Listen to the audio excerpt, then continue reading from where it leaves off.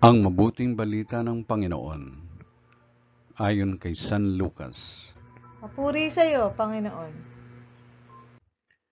Noong panahong iyon, nang malapit na si Jesus sa Jerusalem at matanaw niya ang lungsod, ito'y kanyang tinangisan. Sinabi niya, "Kung nalalaman mo lamang sa araw na ito kung ano ang makapagdudulot sa iyo ng kapayapaan. Ngunit lingid ito ngayon sa iyong paningin, sapagkat darating ang mga araw na paliligiran ka ng kuta ng iyong mga kaaway, kukubkubin at gigipitin sa magkabi-kabila.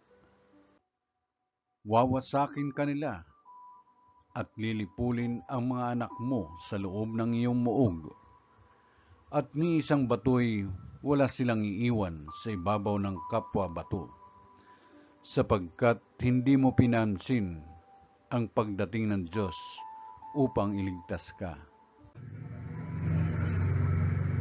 Ang mabuting balita ng Panginoon. Pinupuri ka namin, Panginoong Kristo.